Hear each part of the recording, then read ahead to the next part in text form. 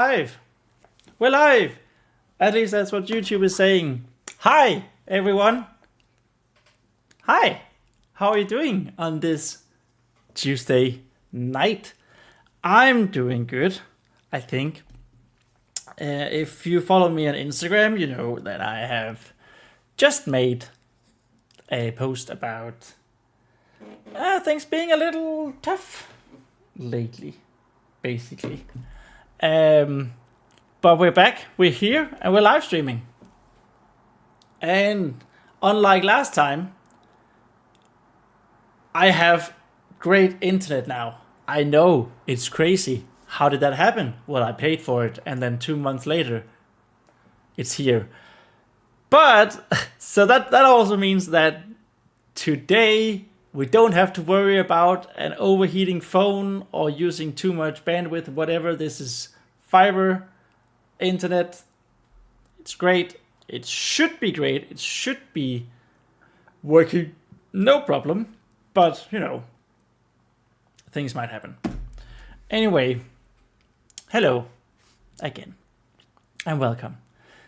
This is a live stream I've been waiting a long time for because we are breaking out this bad boy. I know, it's a black book. You don't know what it is, but it is my version 1s of all my journeys. So we got Calamity, Danger, and Fly in here.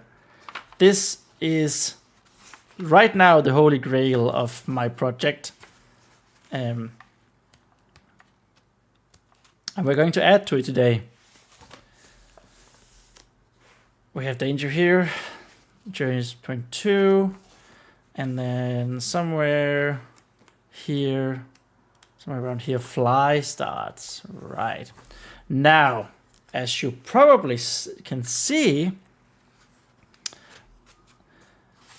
Fly, where was it?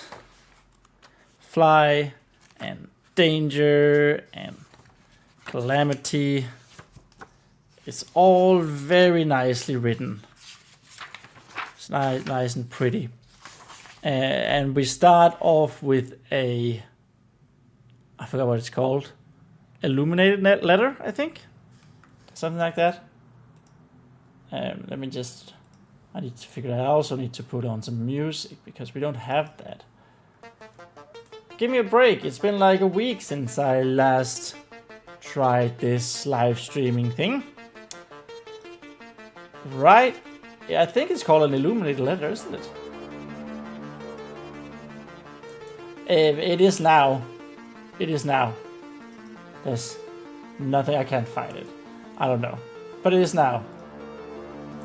So that's the same case with Danger. And there we have the illuminated P. And of course with Fly. We have an L up there. But what? I've had some other stuff to think about, okay? So this is a page that's supposed to say want, which is the title of my fourth short story.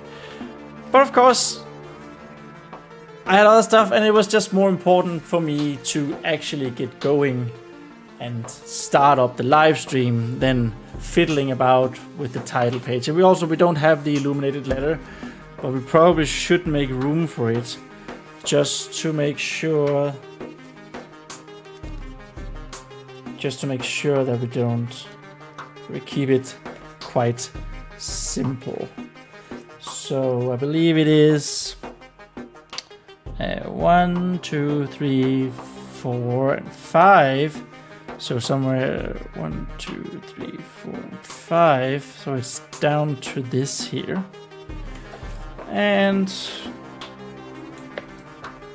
yeah, honestly, that wasn't too bad. So it's somewhere around here in the edges. So this is going to be my illuminated letter. Now I have been thinking about this. I've been thinking about this story for a long time. Of course I have.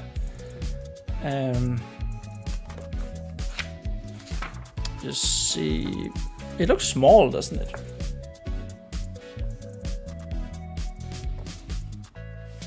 Yeah. Just to be on the safe side, let's extend this a little bit.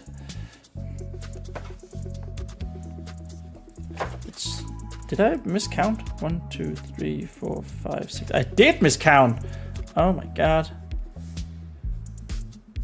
There we are. So it's like down here that should be free at least. So this area should be free. Yeah, this is wand. I guess this is I was recommended this. This is a 4B pencil. Maybe this is better than over here. 4B pencil. So it should be easy to erase. So, you know, we can just do this. This is wand. And this will turn into a beautiful Gothic style title by the little elves that work at night. I hope. But probably not. Right, okay. So this is what we're going to start up. Something. I have, of course, made a lot of background stuff to this. I have my background checklist here that you can see. Ah, wow. Well, you look at that, how fancy it is. I actually don't think, does that need to be, should that be in the middle? Maybe it should be in the middle. Which is like, it's probably better. Nah, it's fine. It's fine there. It's fine there. I will amend it at a later time. But I have my background checklist. I should probably talk about this actually. Want will be the short story about a new species in my Forgotten Songs fantasy universe called Fae Folk. And I have a basic description of them. I have their appearance, I have their culture, I have their religion, I have their naming conventions, I have their basic language down, sort of. And for this want, which used to be called necessity, but I changed that. I also have made personas. I have my major personas, the main character called Kyle,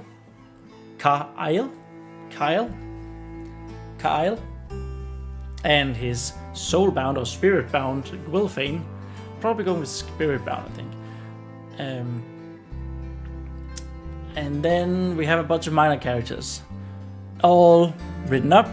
We have a synopsis ready. I have story beats ready, and that was something I wanted to talk to you right now. The story beats, because whereas I've previously have done like story beats in a, what's it called?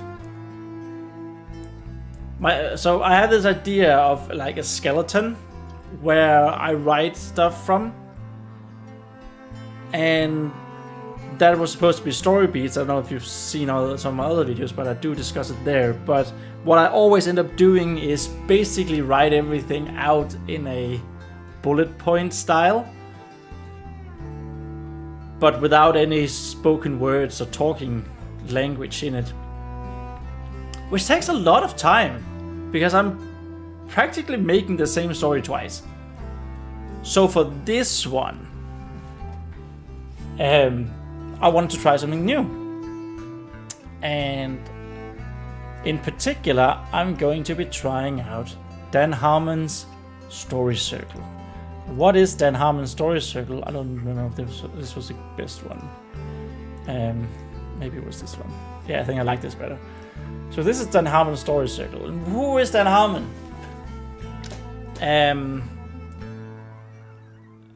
You probably haven't heard of him, unless you've heard of a little show called Rick and Morty.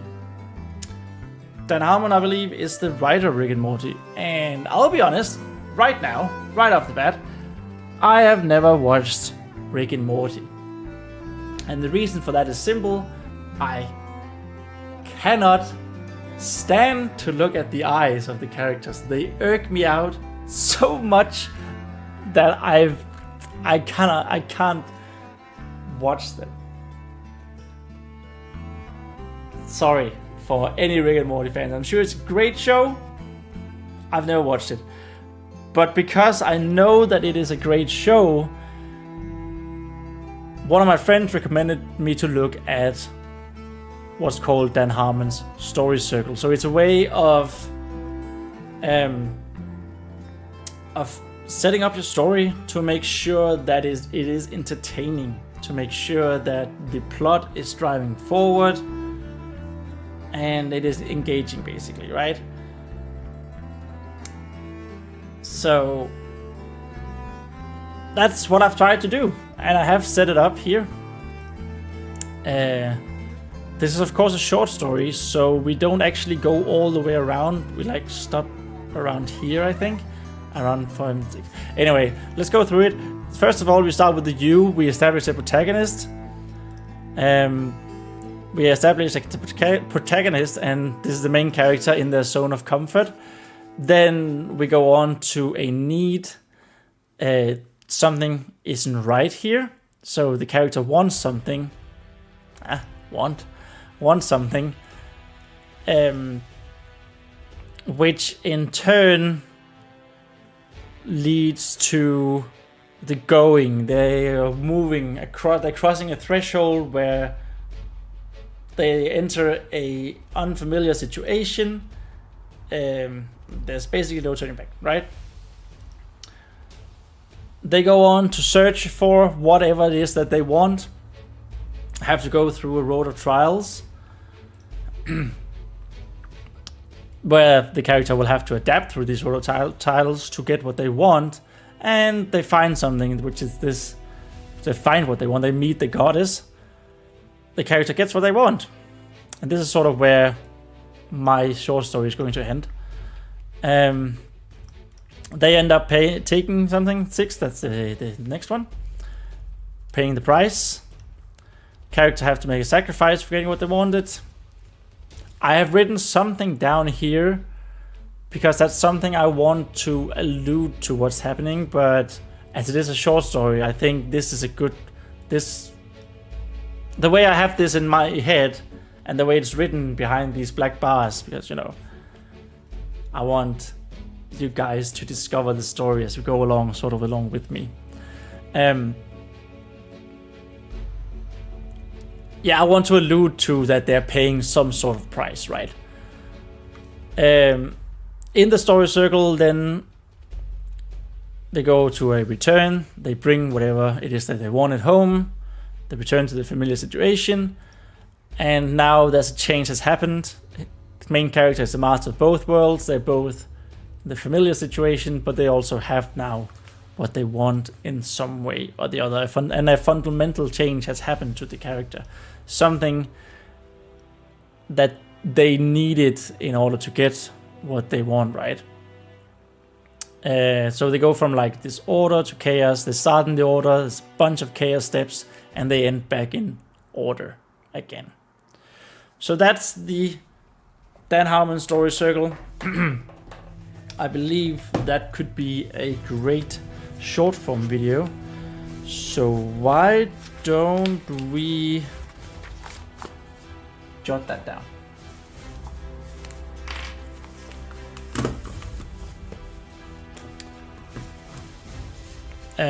That is around, well, we ended at 14. Dan Harmon's story circle.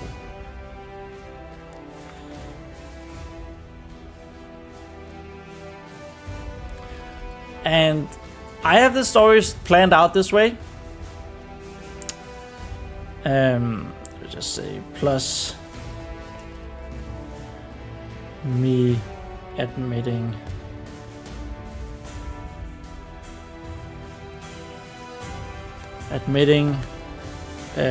to not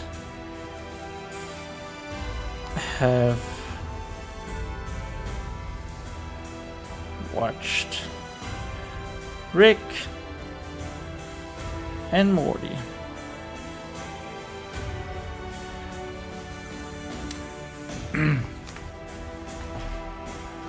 Okay, off to the side with that. So yeah, that's what we're going to look at today. We are going to start this good old short story on live as well. And you know what? I'm kind of excited for it. I gotta say, it takes a long while for me to, after I finish a story, to sort of get into the groove again. Or to start the next, of course, I need to sort of mentally reset to be able to go into the next story. But this is my favorite part, where I get to write in this book with my trusty ink pen. There it is. Okay. Now, as I mentioned before, I have thought about this for a long time. I mean, I've worked on this short story behind the scenes, the background and everything, while working on Fly as well, a third short story that was published a month ago, 1.5 months ago almost. So right now I have a good idea of what's going to happen. I've got a good idea of the characters, and as the poorly prepared person that I am,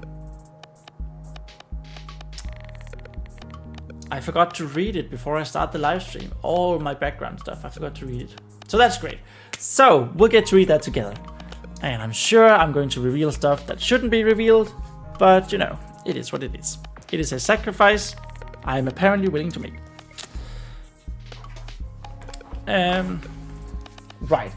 And cheers to everyone with my regular sized mug. It is, of course, as always, me who is teeny tiny small.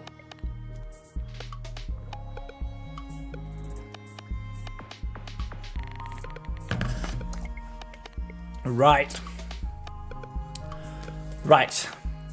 As I said, I have thought about this for quite a while.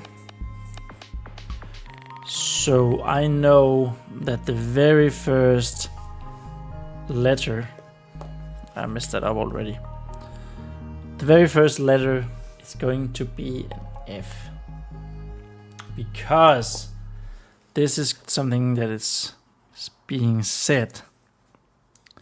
We're starting off with a spoken sentence. We are starting off. Let me set the scene for you guys. The Fae Folk. The Fae Folk are, if you're a Warcraft fan like me, they're the gnomes of this universe. They're the gnomes of Forgotten Songs universe. And you know, if you know me personally, probably don't, but I will tell you right now. Gnomes are my absolute favorite race in all of World of Warcraft. And it's actually gotten so bad that I basically can't play any other races because I keep thinking that I would have more fun if I was a gnome, because I just think they're so funny and awesome and amazing. In Warcraft, in WoW Classic Season of Discovery, I made a rogue night elf to show my friends that I could be non-meme person. And then I ended up making a gnome rogue. So it was a rogue night elf first, and then I ended up remaking that as a gnome because it was just more fun being a gnome. So I had two characters in the very first phase in level 25 that were rogues. Right. So they are, if you're not familiar with Warcraft, you're probably familiar with Lord of the Rings, and Fae Folk are the hobbits of my fantasy universe. They do differ somewhat. World of Warcraft gnomes are mechanical, they're engineers. I don't have mechanical stuff in my universe, yet at least. And the hobbits are, of course, basically the ultimate idyllic British landscape people, you know. They live where the grass is green, food is aplenty, tea, and everything. Very, very cozy. Everybody wants to be a hobbit when they first read about them. My Fae Folk are a woodland race. They are the guardians of the woods. They are in particular the guardians of what is called realm trees in my universe. And realm trees are like these mysterious gigantic trees.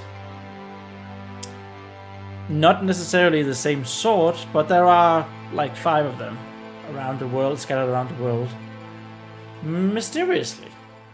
No one knows why they're there, they just know they are there, and they have incredible power.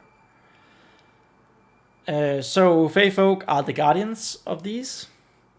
They live in respect, in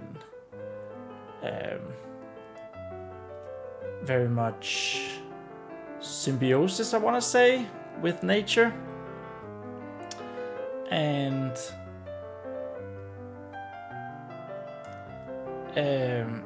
sort of as a symbol of that, each Fae Folk have a spirit bound. I've called it soul bound, but I think I'm going to change it to spirit bound. And a spirit bound is an animal that they are bound to by spirit. So the inspiration there, of course, is very much the daemons from Golden Compass series. But they share. They get them as small newborns, basically, and they share. They can feel each other's emotions. They share life spirit. Basically, if one of them dies, the other will die as well. And they share lifespan.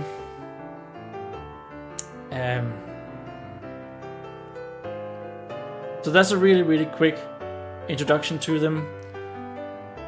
They're very, very religious people. They believe in what is called the Great Cycle, which is that's a nature religion.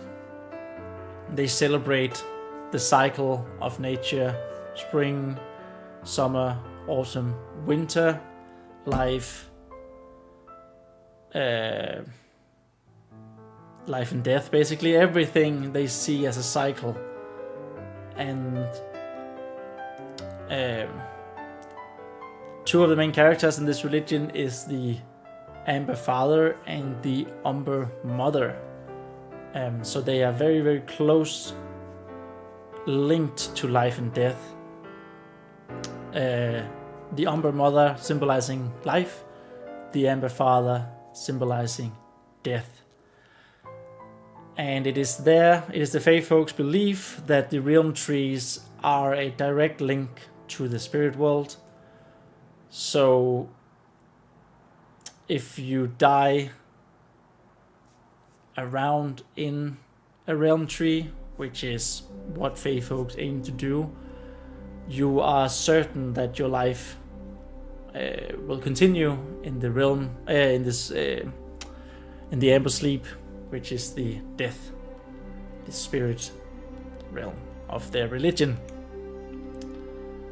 And it is then believed, as everything is a cycle, once you're done there, you get sort of reincarnated back into the world of the living, this time as a spirit bound. So you have the constant back and forth. Everything is a cycle. Inspired by Buddhism, inspired by Celtic Druidism, very much Druidism, and just in general nature religion. Of course, the realm trees are inspired. They're a very classical trope, right? It's inspired by Yggdrasil, the world tree of the Norse religion, giant tree that links realms. So that's a really, really quick introduction into this story. And today we of course want to focus on this very first step of Dan Harmon's story circle. The you. We establishing the protagonist. We establishing this character in their comfort zone. And this is Kyle. Now, name might change, but I should probably... we should probably settle on that now. Because I'm a little bit scared that it sounds too much like Kyle. I don't know, that was not my intention. So the language is inspired by Celtic languages, so that is Gaelic, Scottish, and Welsh, like a mixture of those. And Kyle is a contraction of the word twin, I believe it was. Let's just I was through a bunch of stuff naming. So where are we? So yeah, I ended up on this. Actually, it is Kyle, Kafale.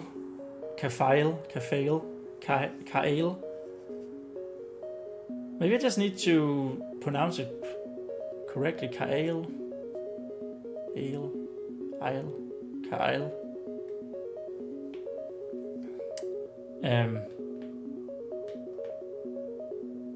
But yeah, their naming convention is taking something that reminds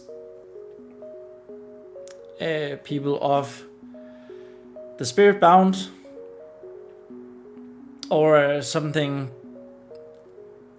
about the children and the spirit bound, something they have in common, something, it can be personality or it can be looks or something, and then name them from there. And the spirit bound sort of names itself as well by accepting words as their name.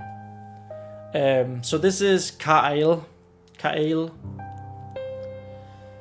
supposed to be twin, and his spirit bound is called Gwilfane, which is Moonfur. So why is Kyle called twin?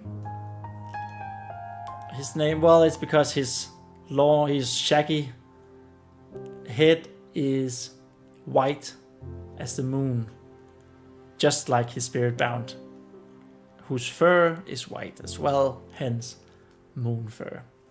I'm very, very happy with Gwilfane as a name. I'm not super happy about Kyle.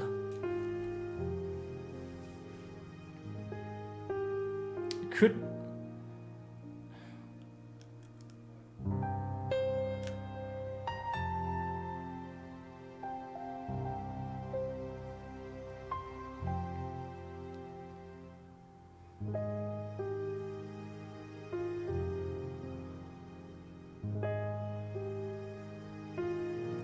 Okay, you know what? We could just call him Carl.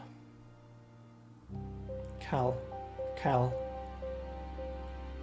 for fail, Carl.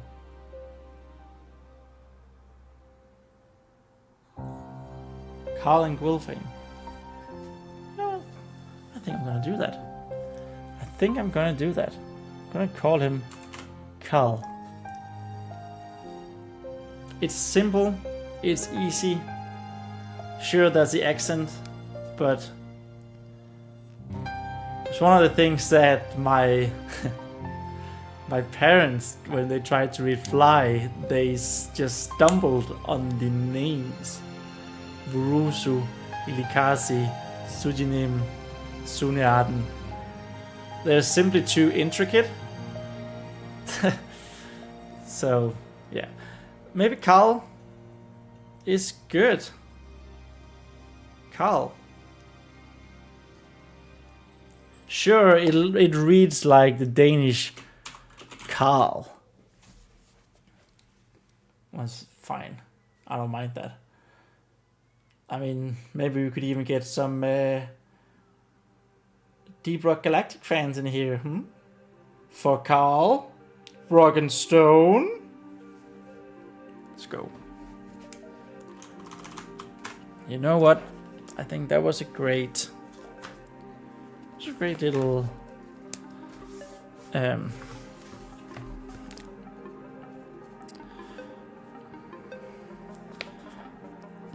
oops. Sure, I don't know. Was that like 29 or something? 29 minutes.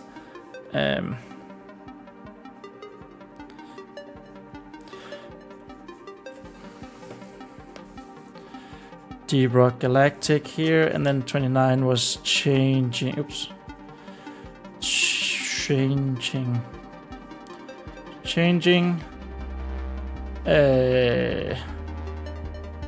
Name of main character.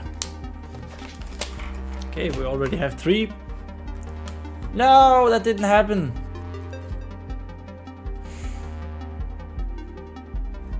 Are you serious? Why did my stupid camera stop working? Oh my god! Well, I think we're still live, but it's fine.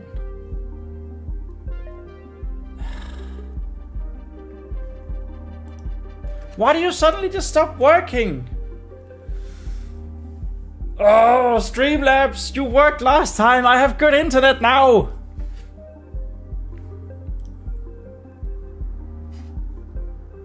Don't I? Or is my internet lagging behind as well? Let's just go back to the...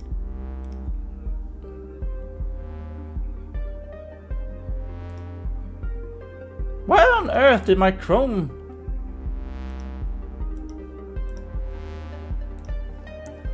What is going on?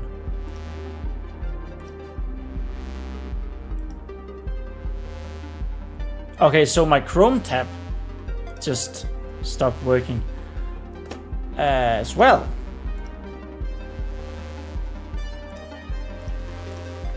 Why did you do that?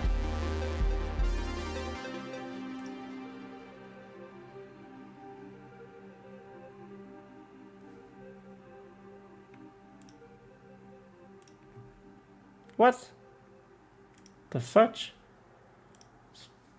Try to add it again, I guess.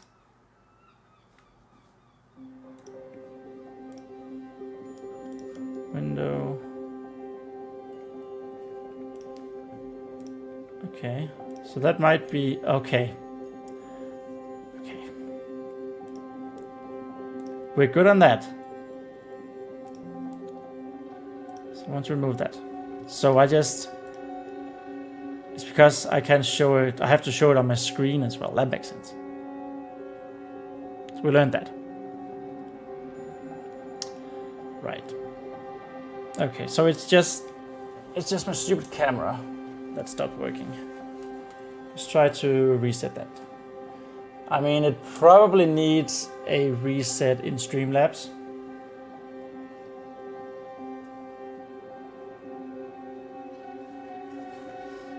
Well, now it's not turning on at all.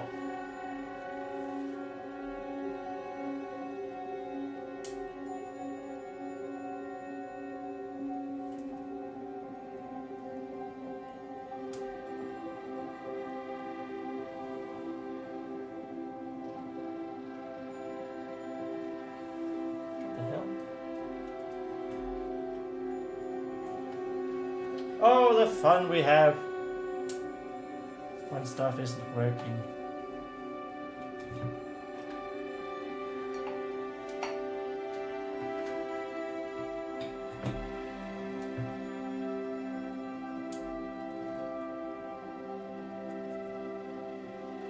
Okay, so my camera is now at least running. Oh.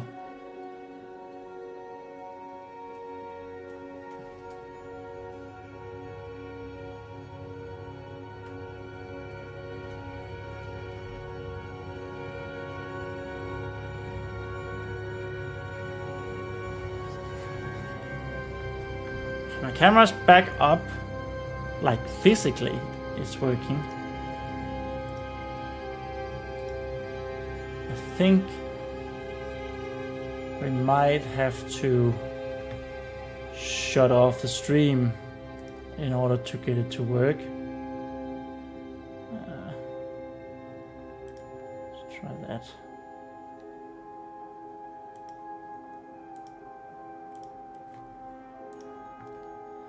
Okay. You know what? This isn't the first time that we have had to use or to stream without camera. It's okay. It's fine. It's not perfect. But I just don't know why it keeps happening. So it just freezes.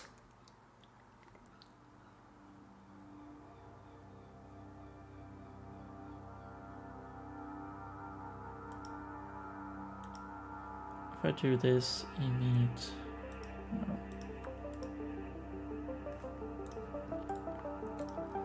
What happens if I... Video capture? Source?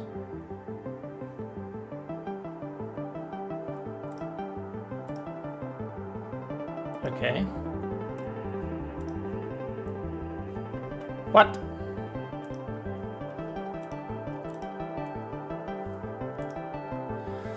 I don't know. It's not working. And I don't know why. Annoying, I know. Right. So Carl.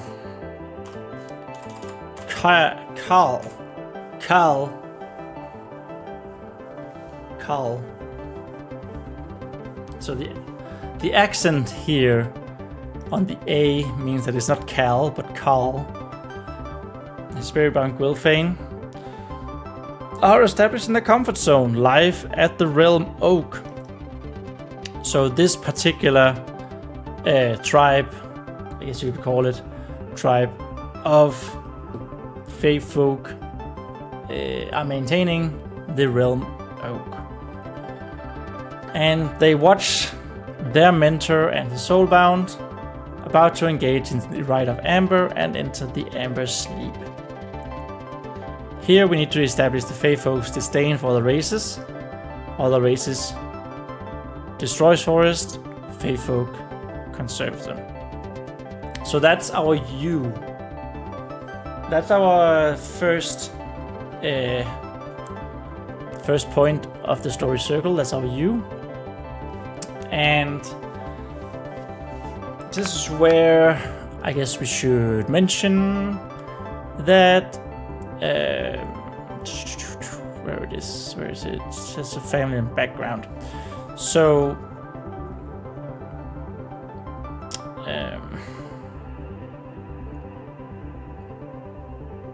yes, Carl. Just gonna say Kale a lot. Carl.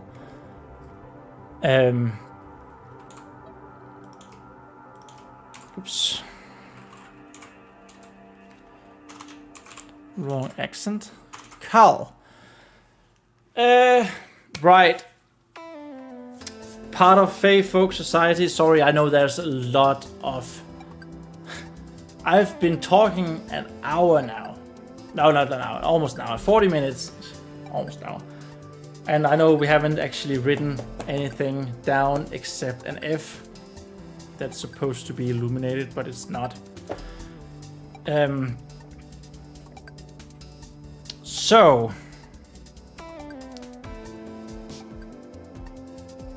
Yes, part of Fae Folk society is that every single person, when they come of age or around their first steps into adulthood, they have to be what's called a tree attendant. Now, a tree attendant is a duty, a religious duty.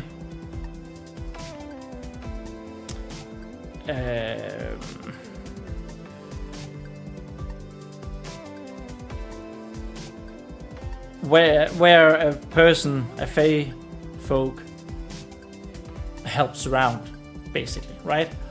They help around the religious, the druids, the religious. As I mentioned, Fae Folk society is a religious society, and it is led by druids.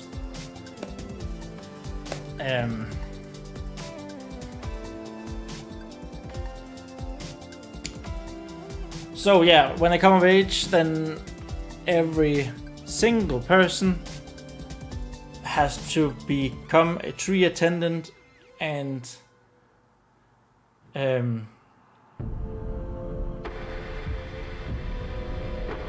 for 1 or 2, maybe 3 years, they have to work at something religious around, like at some sort of ritual, or, you know, something around the religion of the Great Cycle and the Realm Trees. Before then, they would potentially go out into society and become something else if they wanted to. So, Carl here,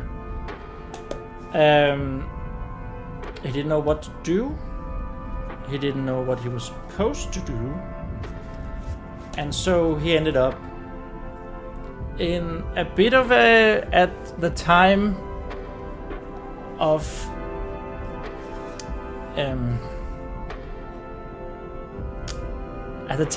when he was to be a tree attendant, there was a bit of a power struggle in Fae Folk society. And the loser of that turned out to be the mentor, the caretaker of the dead, the caretaker and the practitioner of the Rite of Amber, which is where Fae Folk chooses when to die, basically. So that's the Rite of Amber. And then the caretaker of the dead. And so this druid, who is a wonderful druid, and a wonderful person, well, he sort of ended up there, even though he could have been an elder druid. But he was too moral. He did not like what the elder druids had become. He felt they were corrupt. He felt they were using their positions for their own gain and not for the gain of the society. Sort of the backstory of... where is he?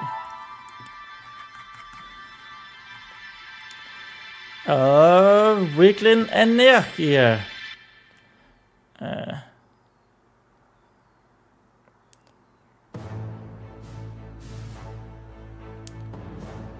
Right.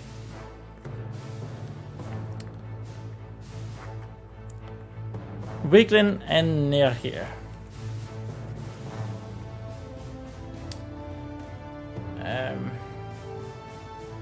And so our story starts out with Carl and Gwilfane watching from a distance as Weaklin and Nergir.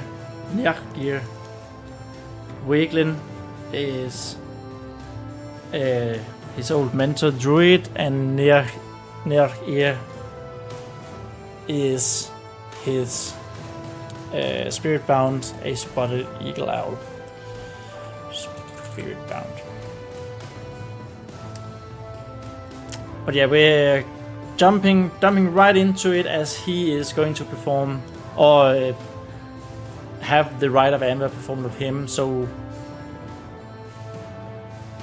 what the Fae Folk do here for the Rite of Amber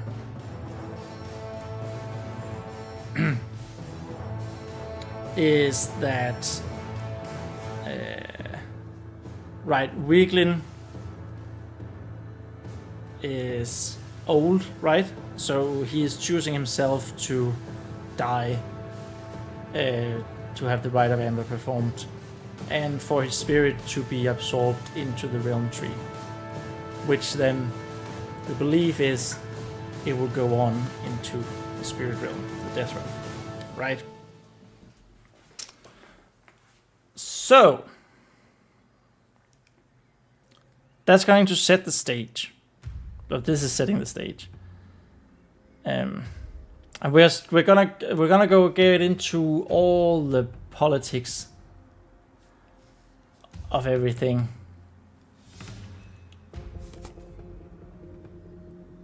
I don't like that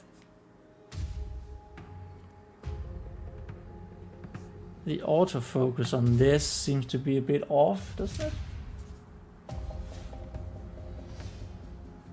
So if I do this, I don't know. Maybe we shouldn't just, maybe this shouldn't be focus at all.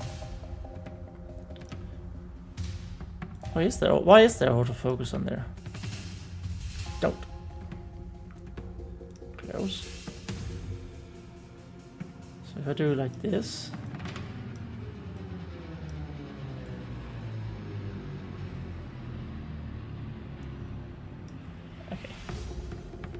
I hope that's correct. So let me just, if I go like this,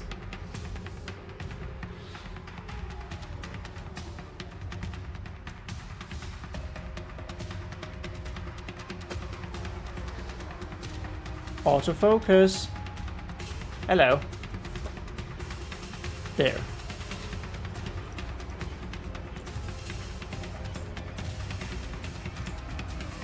I don't know.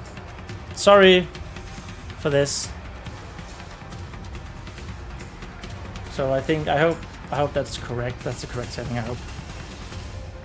Where was I before I started making fun of the autofocus or playing with the autofocus?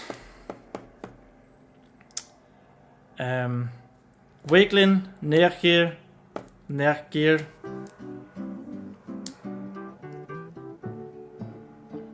had decided to perform, or they have decided to die, and for them to go into the Amber Sleep.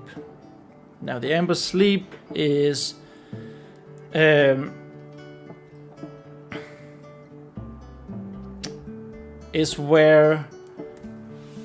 where a Fae Folk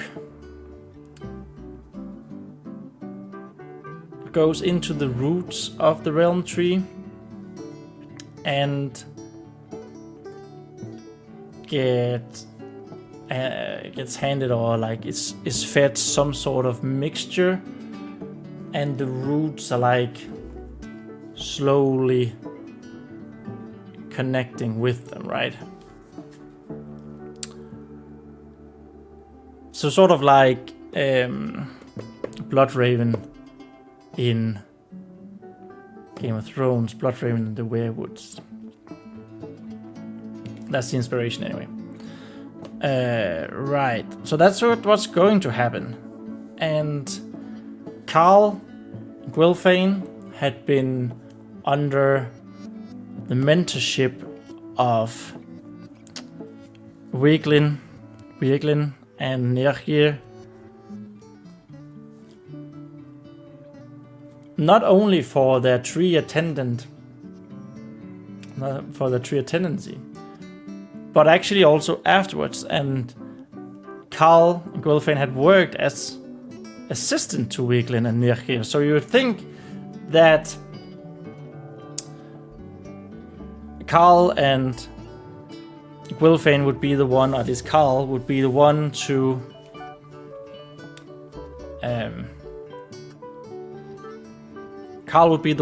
you know,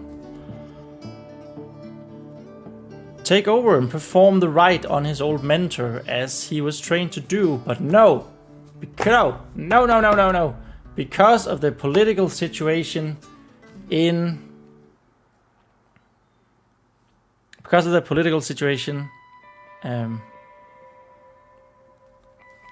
around the realm oak, Carl was kindly asked to step aside, which he did not like. And that is one of the reasons why Carl and Gwilfane has decided to leave the realm oak.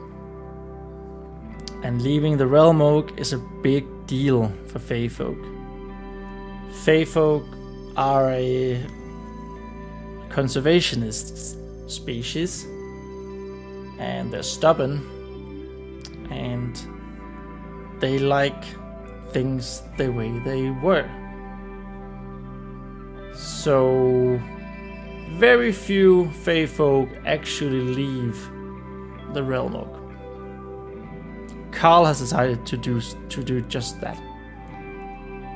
Our main character. And one of the reasons is that he could not continue as the Druid of the Damned. I was about to say, good thing I didn't say that. Sounds cool though, Druid of the Damned.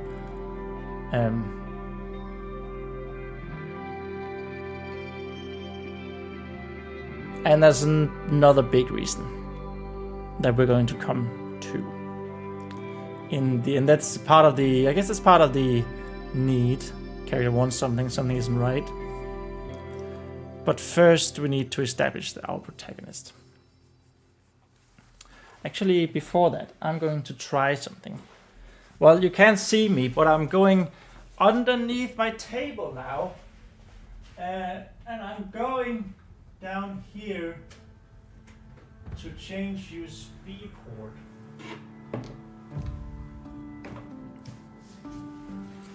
For my stupid camera, in hopes that its stupid picture would come back.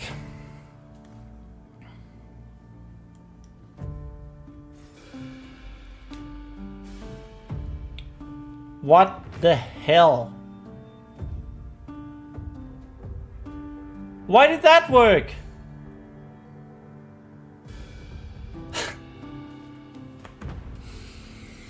Oh my god. My PC or Streamlabs, whatever, one of you. Stupid freaking. It's a pretty funny moment though. About for camera comes back. So much trouble with camera, but I'm here. Hi, hello, welcome to my stream. On my board, if you're watching that.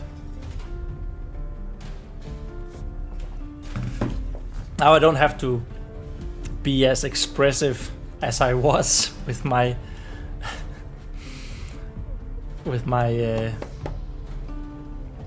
inking pen here. Okay. So with that established, I think I have spent an hour almost now talking about establishing the background and everything of the Fae Folk and Fae Folk society. So yeah.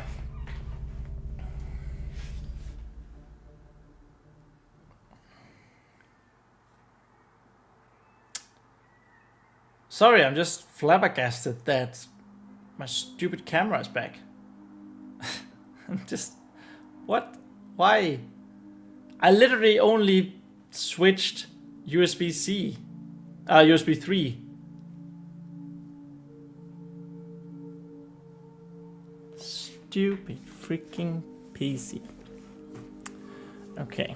So Carl and his spirit-bound Gwilfane are established in the comfort zone, life at the Realm Oak, which is nice, somewhat. We are in the winter, which is sort of why Weaklin and Nergir have decided to enter the Amber Sleep, as they call it. Winter in the Great Cycle is celebrated because it is the ending of the cycle. It is death. It is...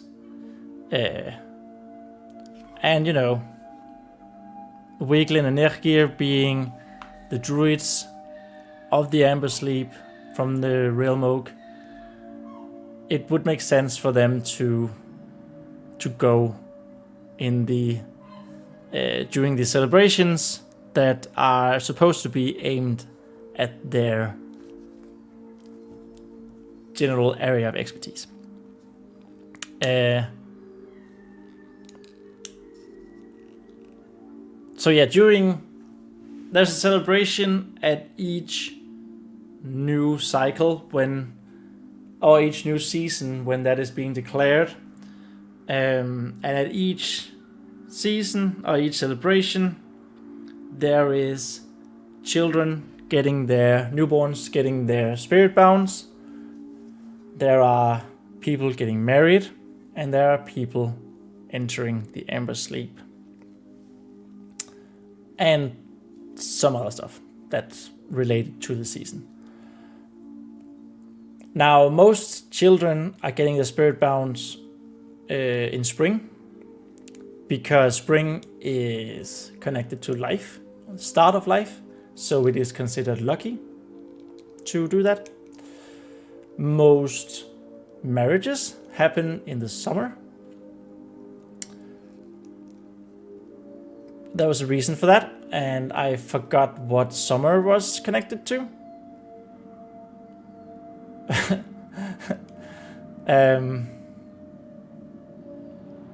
Let me just have a look at that.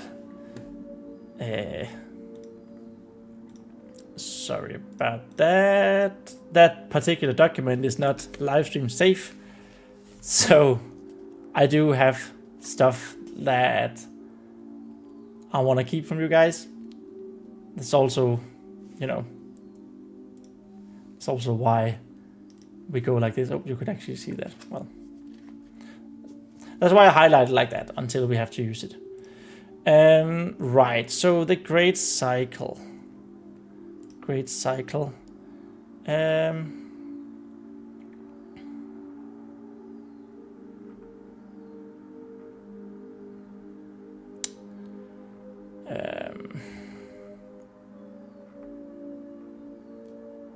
Where did I write that? So, death. No, that's Orcish religion.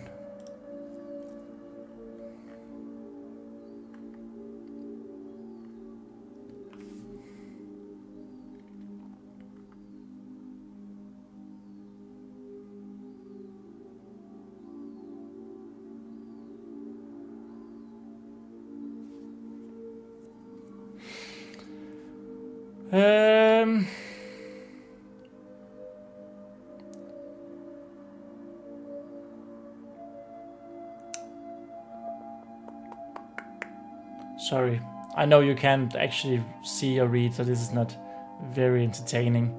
Great way of moving across to 1 hour, across the 1 hour mark.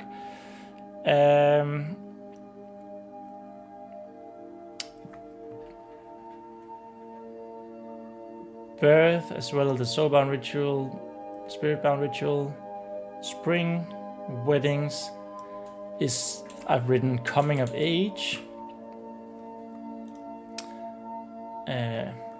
Then the being an adult, third age, druid ascension is in autumn, and death is winter.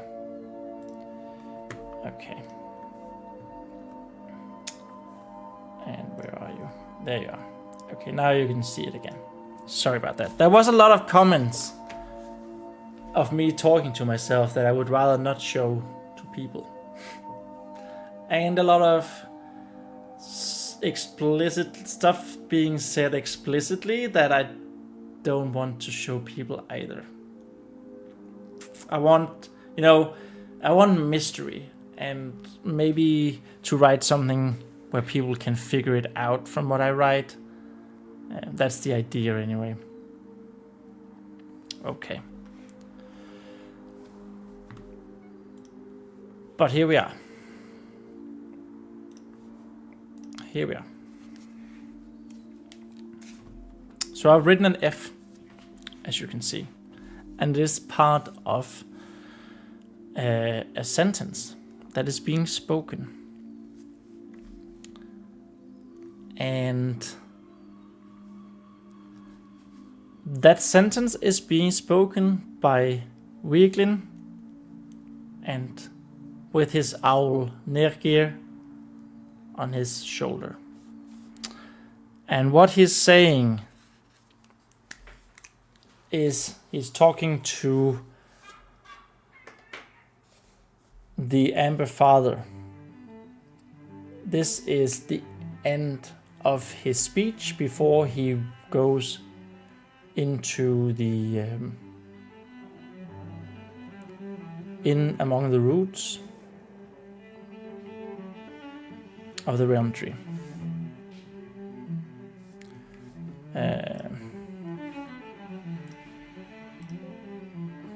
What? Stop. Screw you, Google. I just need to check something. That's not what I needed to check.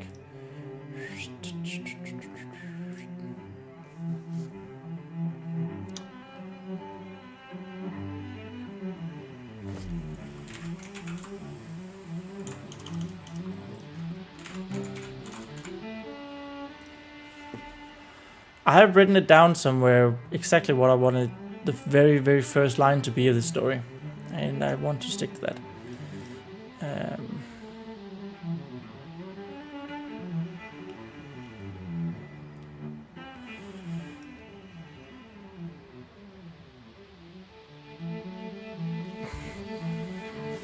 Okay, here we go, guys. Very first words of Want, my fourth short story in the Forgotten Songs fantasy universe. Here we go. Wieglin, the druid of the Amber Sleep, shouts, talks,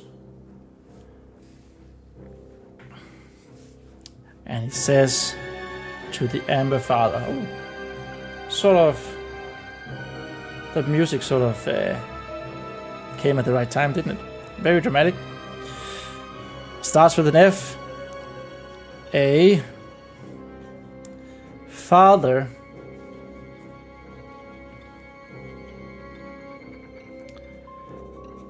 into your hands.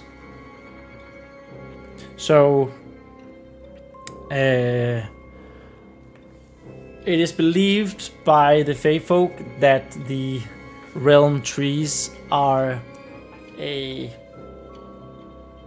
depiction, almost, of the Amber Father. Or like, they're like, not a copy of him, but you know, they're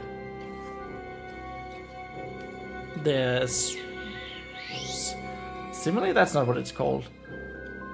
Their depiction, did I just say that? Maybe I did. So into your hands, you know, you have the you have the crown of a tree, of the oak here, and that's, that's the hair. And then you have the roots. That's where the roots are what the tree uses to grab stuff, so that's the hand. So when Wieglin here says, "Father, into your hands,"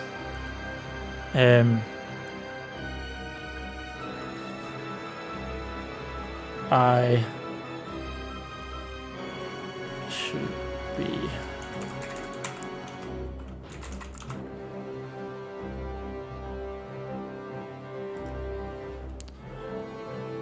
I'm just thinking if I've written the wrong thing down in my notes.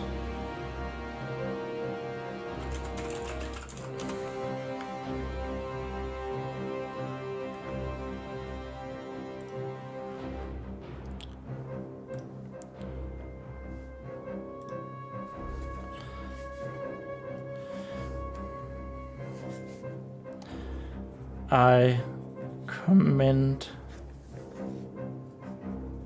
my spirit.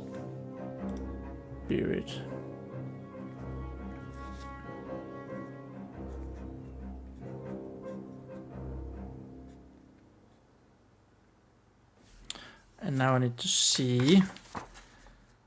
It's been so long since I written anything. I just needed to see how I wrote speech, and that is just with a single apostrophe thing here. Father, into your hands I commend my spirit. That is what he said, Wieglin. And that is his last words.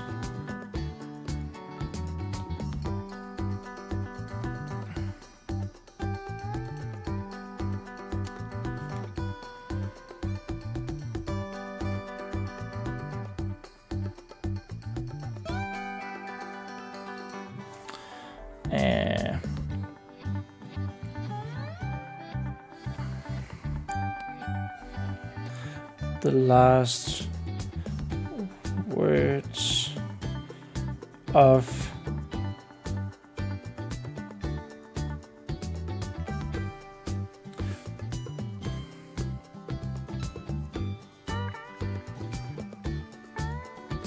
the last words of the Druid of Amber.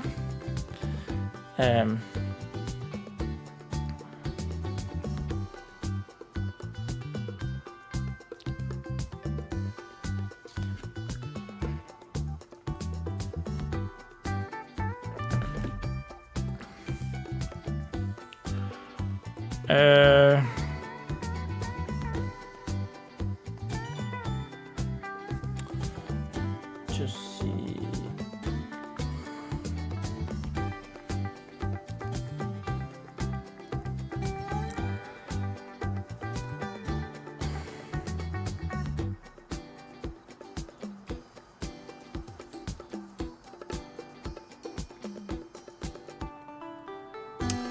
Okay, so that's the problem right now, right? I usually have, just if you go over here, I usually have like,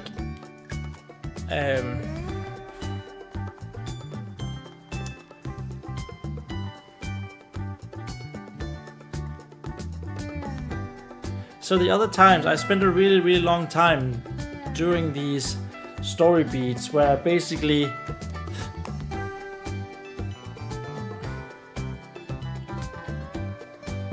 write everything out exactly as I wanted to happen, and just without any spoken words, any talkative language. But right now, because we're trying something new, we're trying Stan Harmon's story circle. I mean, I have a synopsis, but that's supposed to be sort of just, a big picture stuff.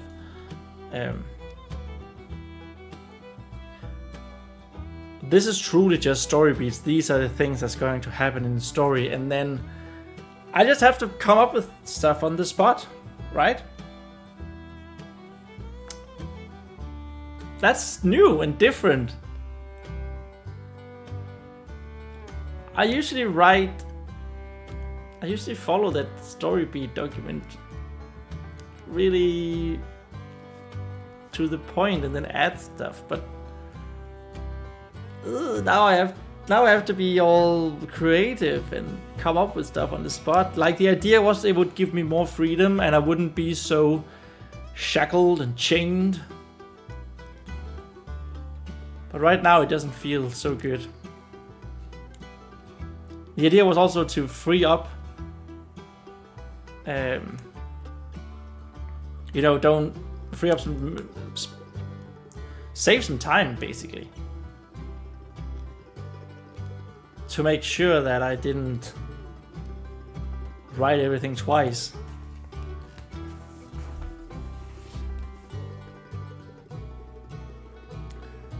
This could maybe be something in the short form video about the story circle.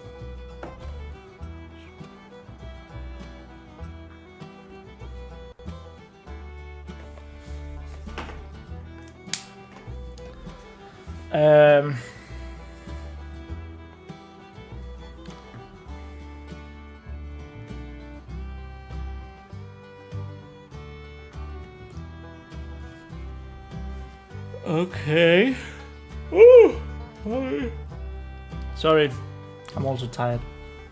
I'm always tired. Okay, what does it look like? Wiggling. His long bushy eyebrows that matches the two feathers of Dair here that extends out from his face.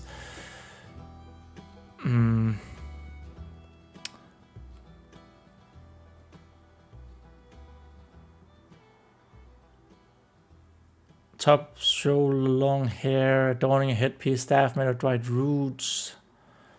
And Wriggling has a beard which matches his hair in colors. The beard goes all the way down to the ground, but because Fae Folk are so short,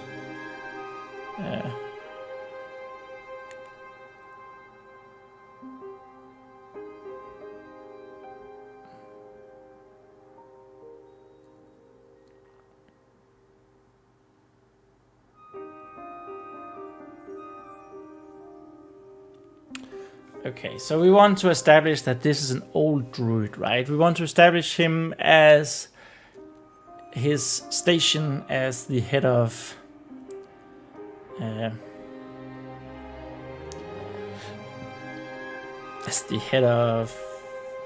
the dead. This is an important person choosing to die.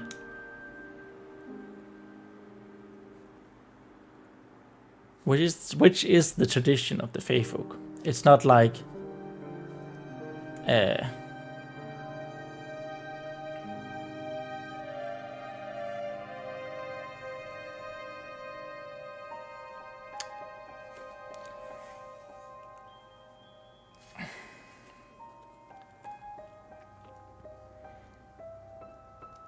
it's not like it's a surprise or anything, or it's a sacrifice or something. Oh, the hardest part is always the beginning. It's like I wrote in Fly. I was quite happy with that, actually.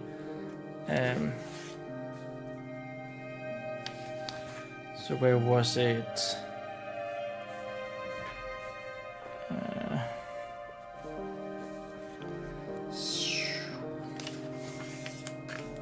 Here it is.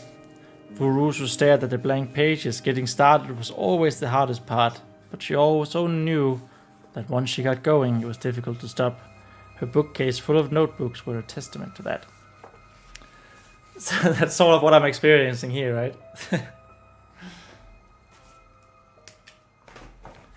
I'm gonna note that down and say prophecy.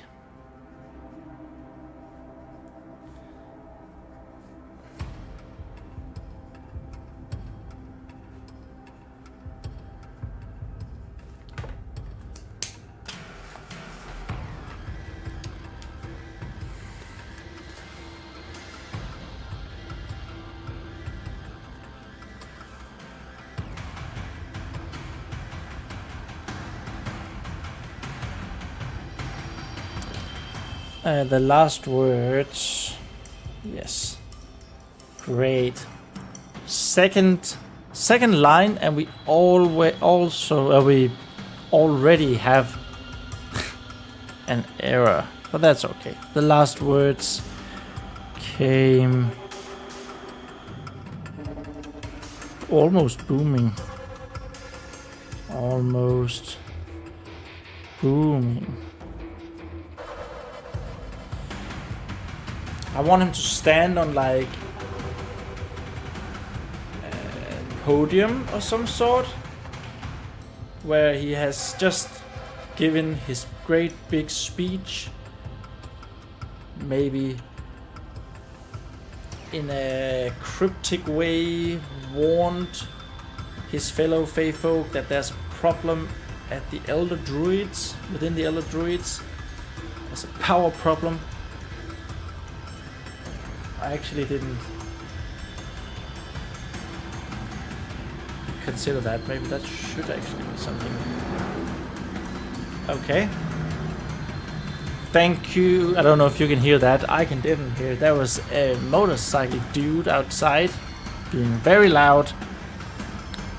One might even think he was a word that sounds like it. Now, if you're wondering why there is a weird random page here, well, it's because I don't know if you can see, I guess you can't see it like if I do it like that, because I don't have autofocus on.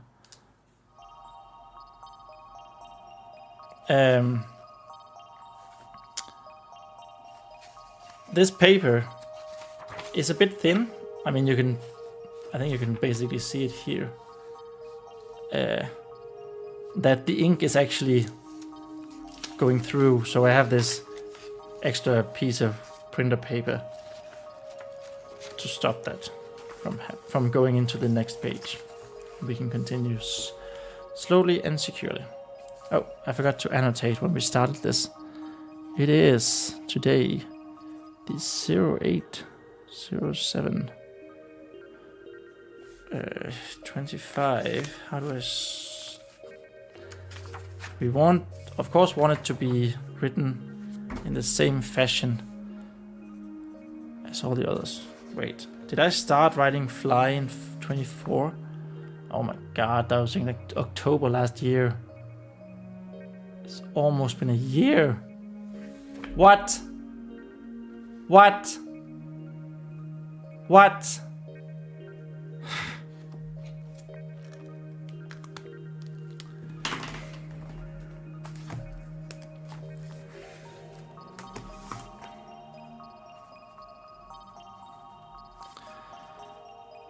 A year since we started fly.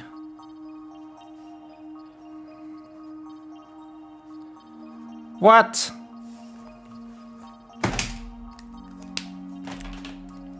Stupid time is going along. Ugh.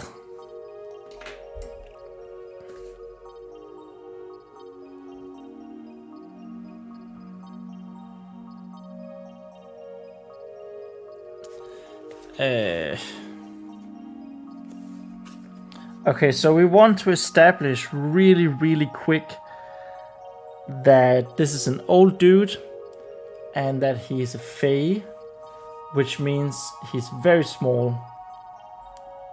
He's the gnome. He's the hobbit of this world. So he goes a human to like the waist. How do we establish that?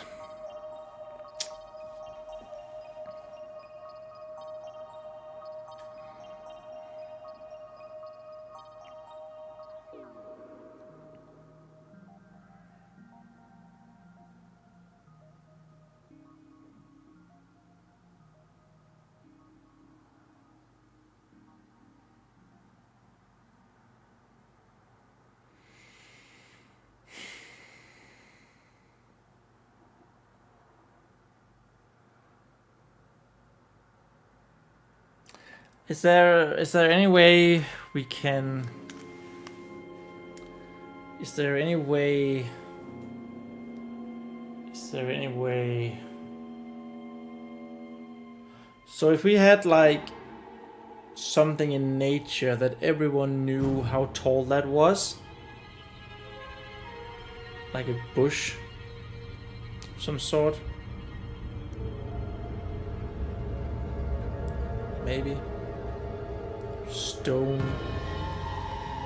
I mean, this can vary in sizes, of course. But do you know what I mean? If we had something everyone knew what size that was, and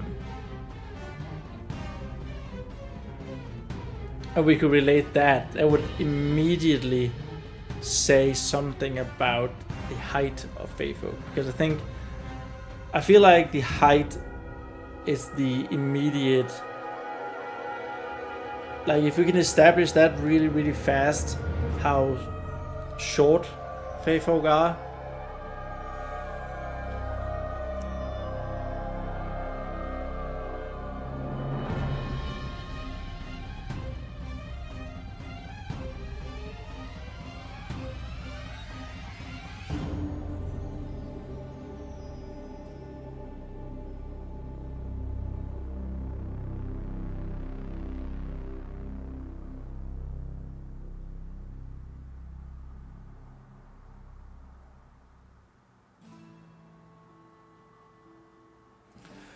You know what? Oh, that might be a solution. So Nergir, his spirit bound is a spotted eagle owl. Let's just go here.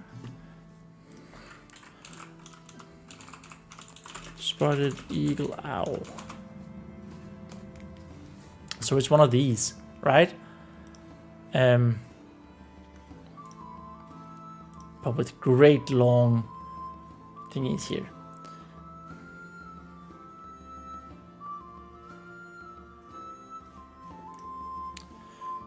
So if that sits on top of his, I originally wanted him to be on like the shoulder, something like that. But if he sits on the top of him, on top of his head, Wieglin's head, his spirit bound's head, we could use the height of the spotted eagle owl, because everyone knows how high that is. Everyone has an idea of how big one of these dudes are, right?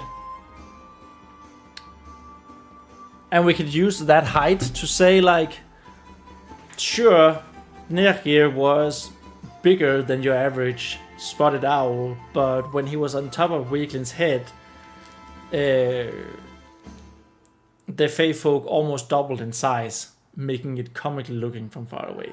Something like that, you know? Then we established that, wow, the Fae Folk is actually not very tall, right? And people sort of know how big an owl is. How big are the owls? Spotted eagle owl.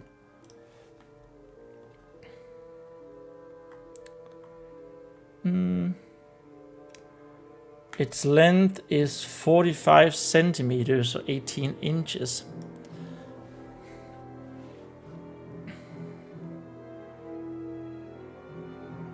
So 45 centimeters. How big is an average human? Average human height.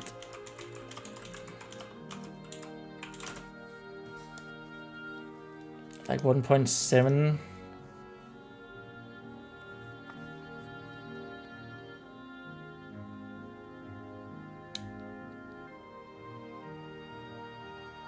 Okay, so I sort of want them to go to the I sort of want Fae Folk to be like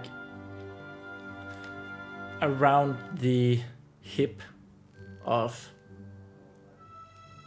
humans, maybe a little smaller than that. So around 80 centimeters, I guess.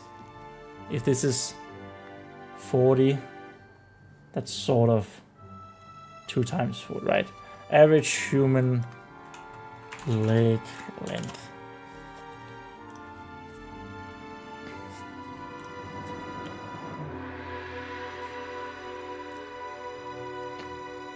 Just give it in centimeters.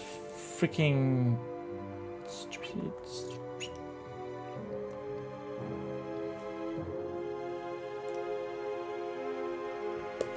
Centimeters.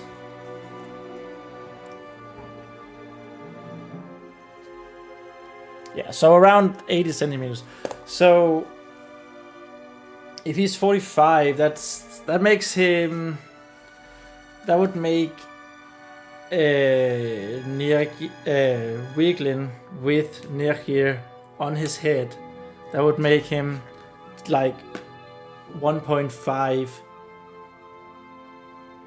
that of an average Fae Folk, right? That's sort of the idea, at least. Wow, races size chart. I want to see what they did in World of Warcraft, because it's fine. Here we are.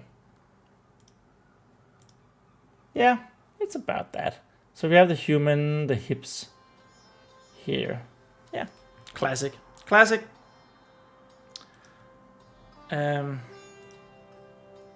Okay, I think we can work with that.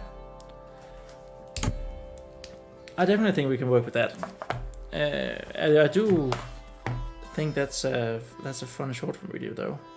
Man, I am feeling short form videos today. Height. Oh, you can't see what I'm writing. I also sit really weird. Height of Fae Folk. Okay, cool. I like that. Okay, so we can establish that.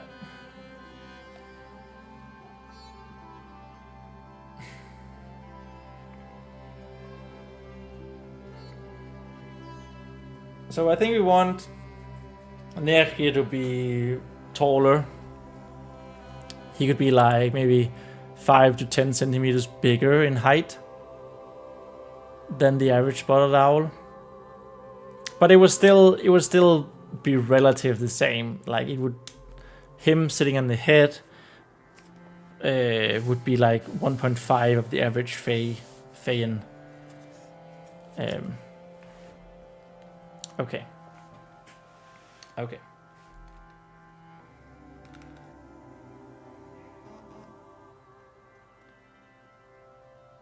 Right. So how do we write that?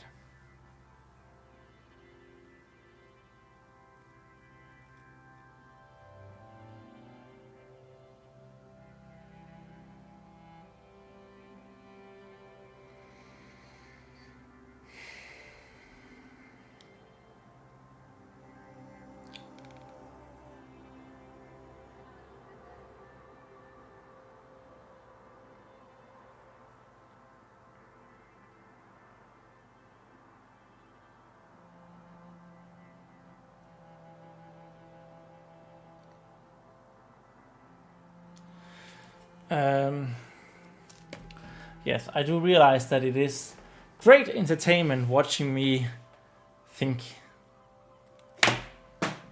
Whoops. But alas, that is a lot of what this is of me writing live.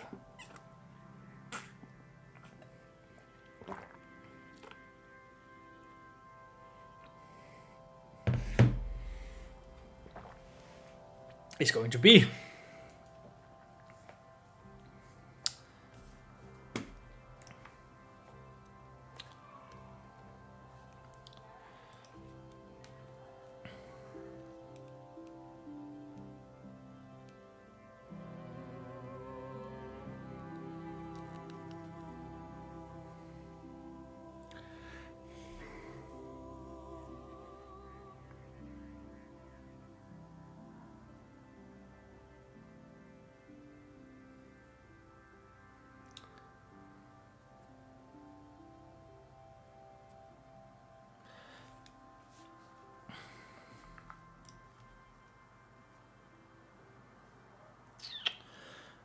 the last words came almost booming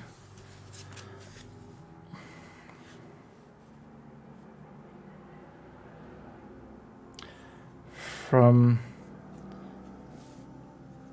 the old druid.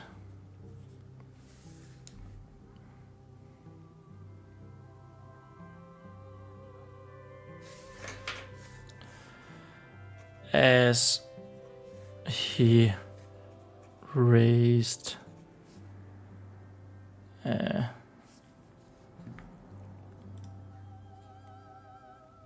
so he has a wooden staff made of the gnarled roots of the realm oak. And I guess that one is going to be passed along. That's sort of the symbol of his station, that he was working with the dead, with the roots, with the hands of the father.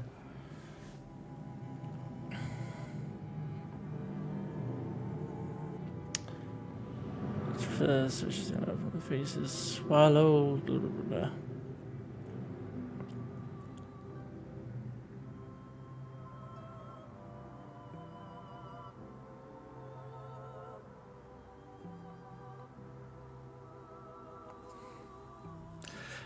I've written that he has a headpiece, but I think if he has his spirit bound staying on his head, that's sort of, you know, that's sort of his headpiece, right?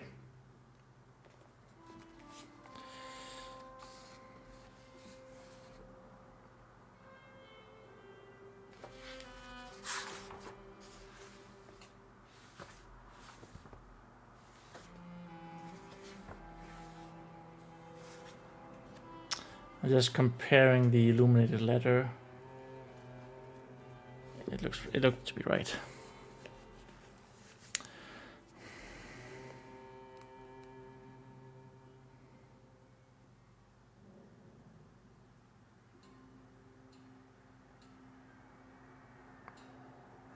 As he raised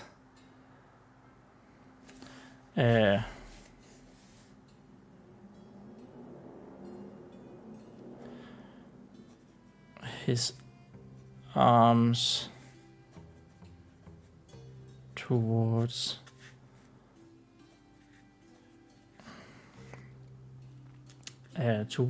the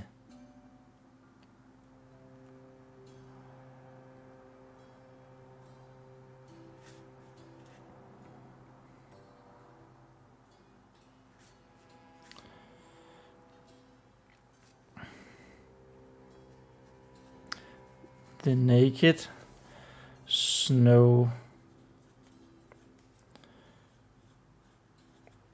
snow-covered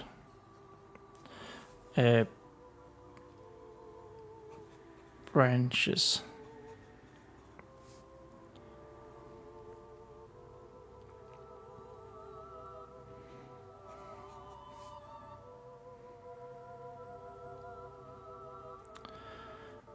of the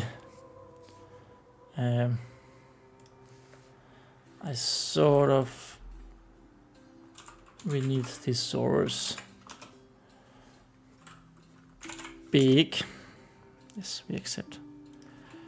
Big. Colossal. Yes, I think that's the word. I use great all the time.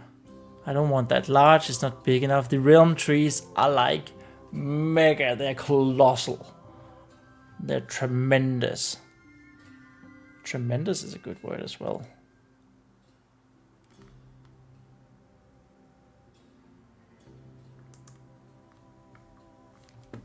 Let's use that. Tremendous. Snow-covered branches of the tree. That's an R. Tremendous realm oak.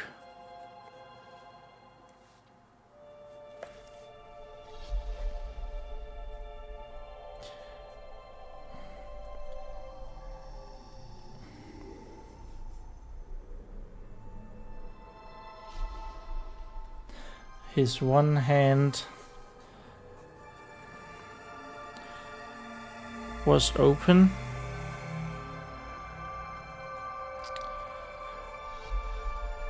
The other clutching.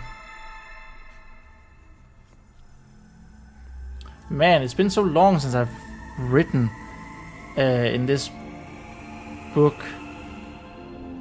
My handwriting is awful. I mean, it wasn't really great when we wrote in this.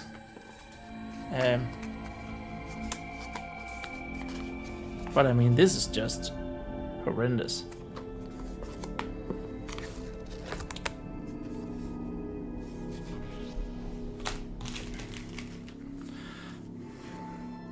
The other clutching.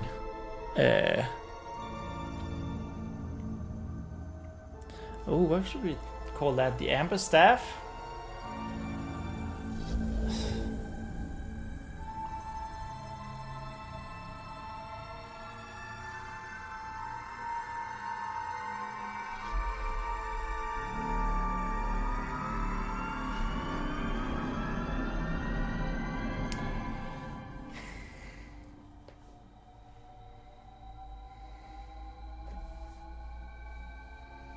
I mean, it should have a name, right? Like back in Calamity. That's danger. When Huohun and Tuwehan are talking about their memories. She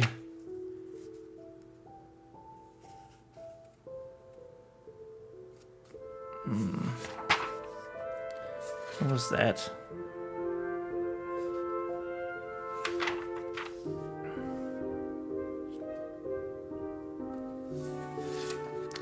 Remember the time when we laid on one? Yeah, I think it is.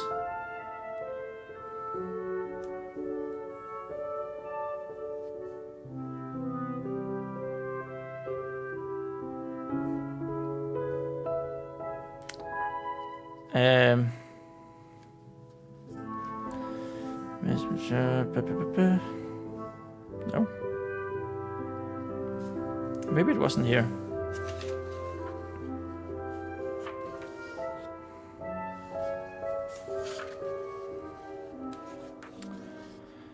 I'm just looking for a specific scene.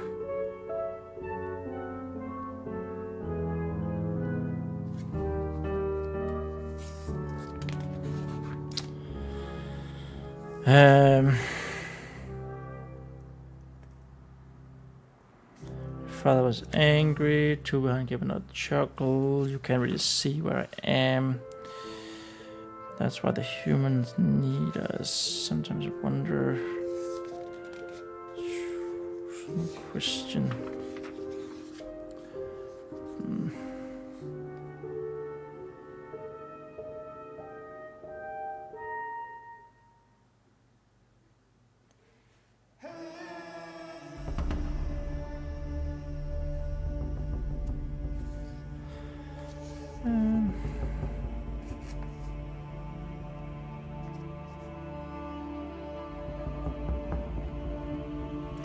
My heart keeper, my mom made me, but I also remember. Brooch. Where the hell is it? Anyway, Huohun gets a whack, or recalls getting a whack with what is called the ever-burning staff at some point. I don't remember when it happens. So I feel like this staff that is the symbol of the druid of Amber Sleep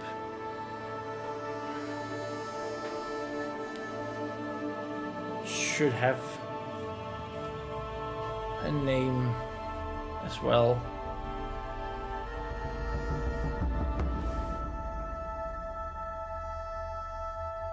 His one hand was open, the other clutching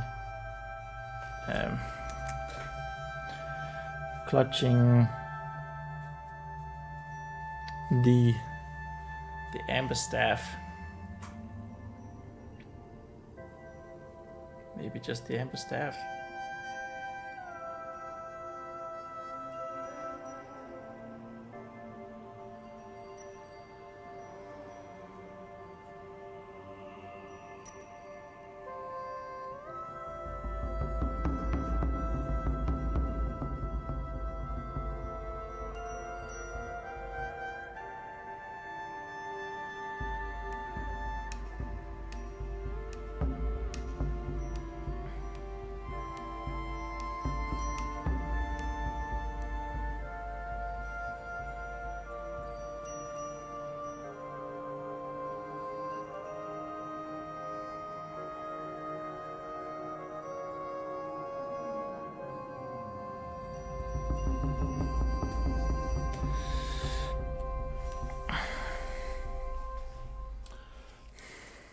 Staff of Sleep.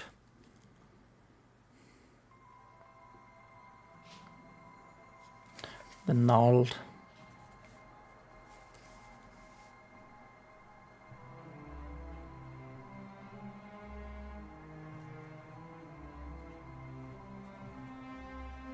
What the hell?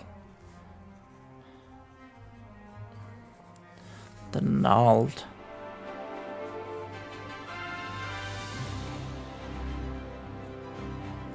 Staff.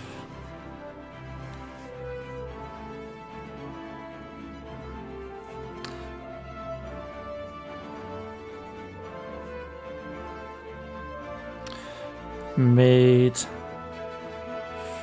from the roots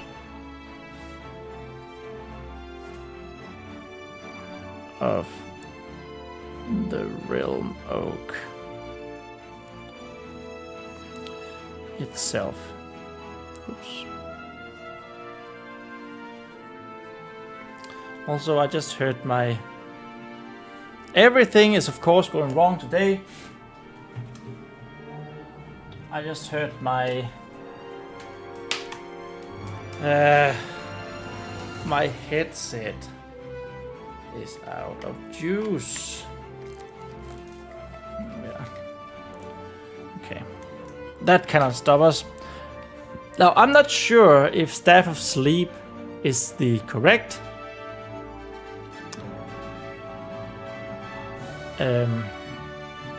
name for this, but that is why this is the version 1.0.0 rewriting, and that is not going to be the version that you will be reading on the webpage. So right now, it's sort of just about getting things down, you know, jotting things down, get the story down, and then we correct it later.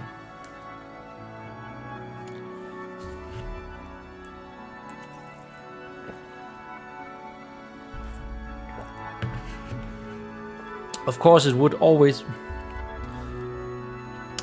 be better the less work I had to do in revision, and it would also showcase my great writing skills, right? Like, I can just do it the first time. Beautiful. People will look at my writing and say, wow, I can't believe he did that first try.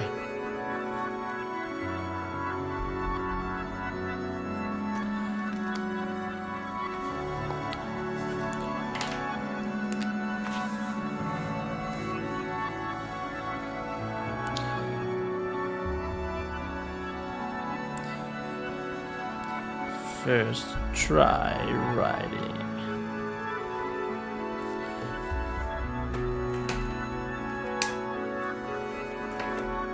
Oh shit. That's why that is... I'm such an idiot. I was like, why is this? Why is this webcam here? It's a little bit. It was a little bit off, and I sort of couldn't change its position, and then it's because the the cord. I was putting the book where I wrote short form video notes down onto the cord, so it was like really tight. Yeah, keeping it there. That was weird. Dumb, stupid. The other clutching the gnarled staff of sleep made from the roots of the realm of itself.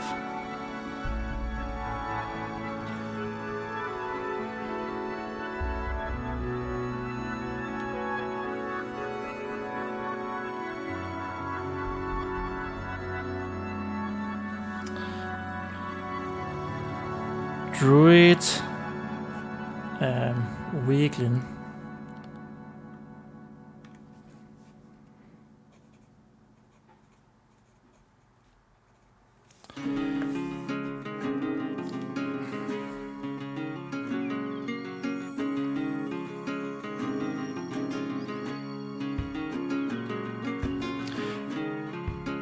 Druid Weaklin's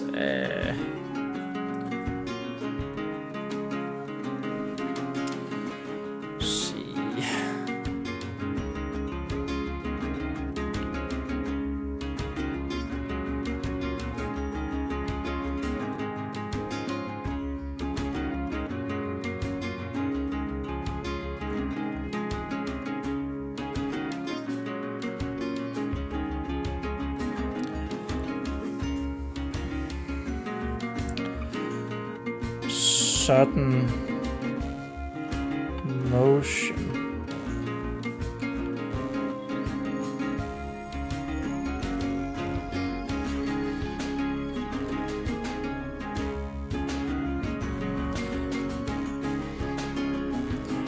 With his arms. So this is where we introduce Dair, the spotted eagle owl.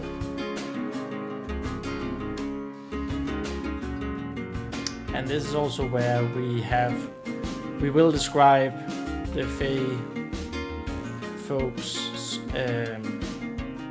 most important feature, right?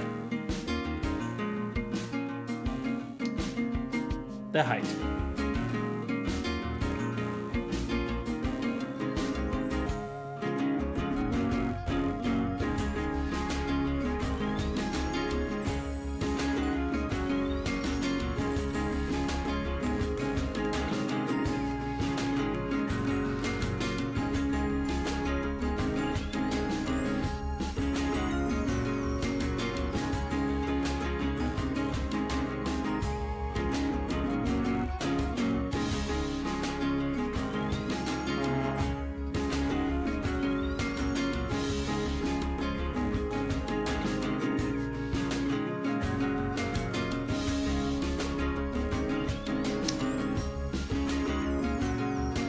Didn't send shockwave. I want to say, like, a bit comically that the big owl on his head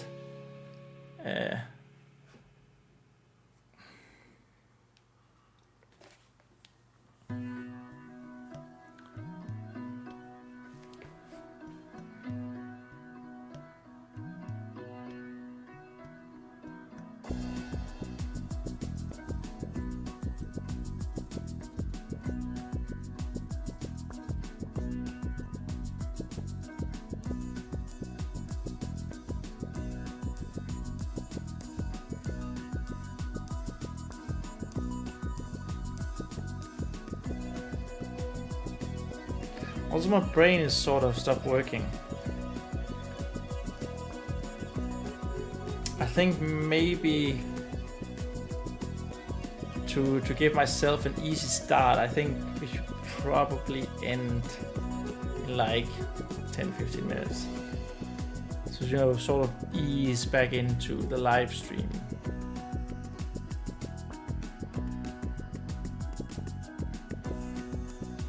Yeah, because my head is suddenly very, very fried. You know, writing, technical issues, lightning going straight into my face, talking. It is a skill that I have not maintained, sadly. But with internet now, we hopefully can. Okay, the druid weakly in sudden motion with his arms.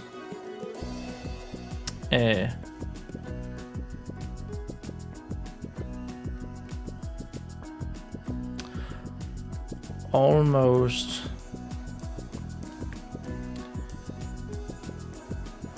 made the spotted, how do we say it, spotted eagle owl.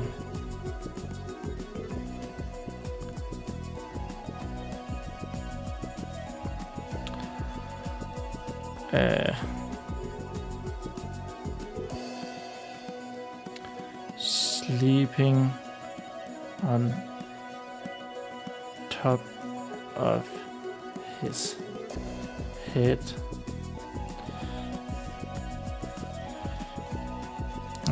Made the spotted eagle owl. Almost made the spotted eagle owl.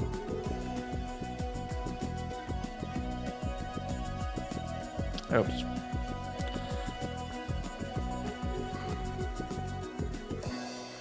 Fall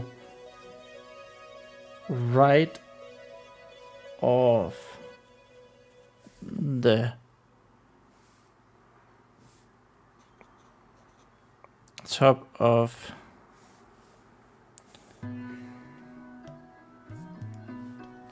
why did that come twice?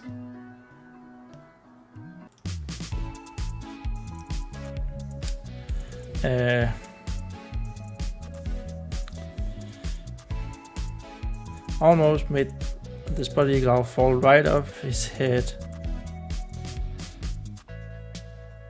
where it had been sleeping. It had been sleeping.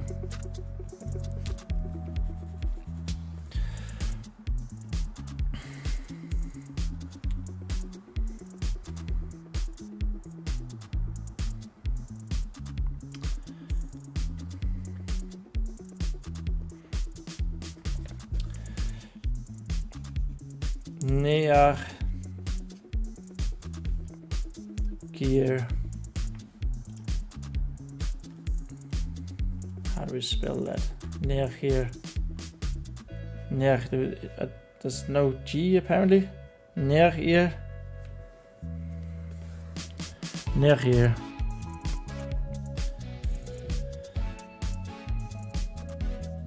The name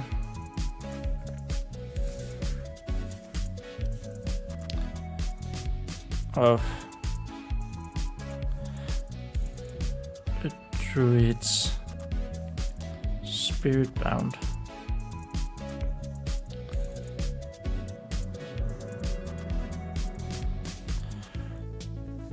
Near here, the name of the druid spirit bound.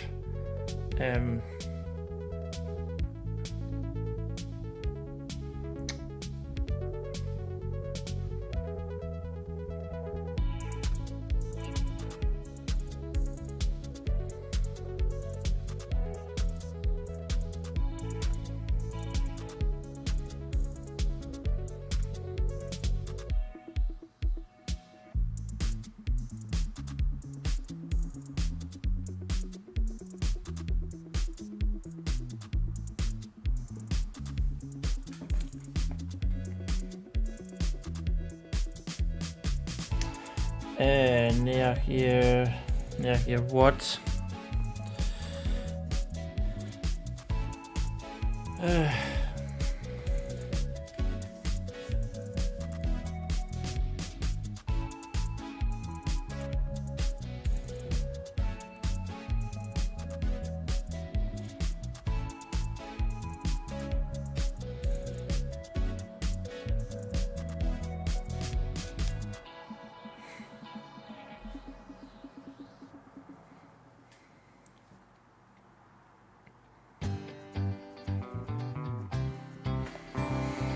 raised. Do we have another word for raised?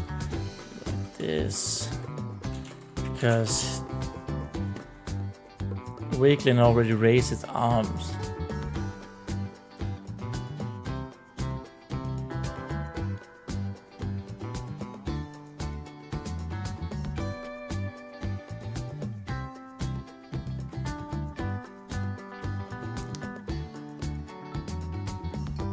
Yeah, lifted. We can go lifted.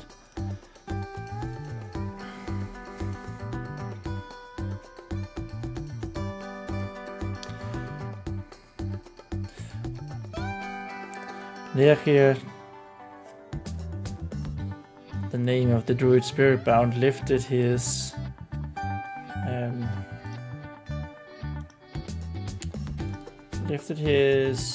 to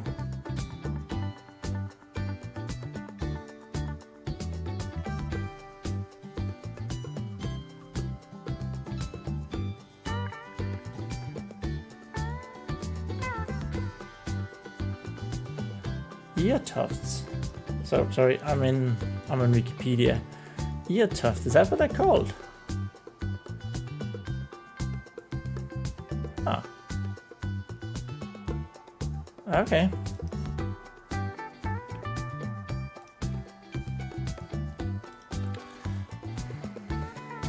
Lifted his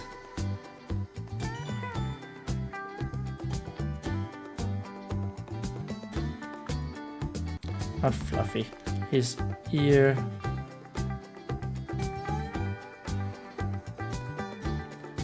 tufts and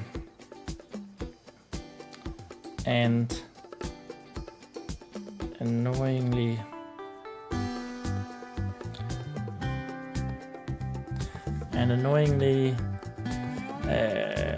pecked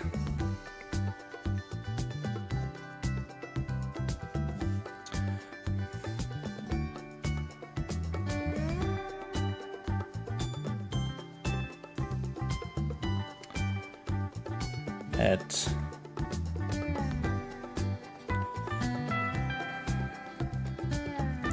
so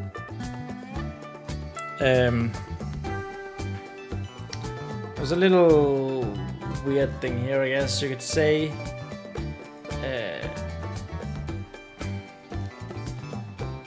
So the relationship between a Fae Folk and his spirit bound, like, it's a mutual relationship.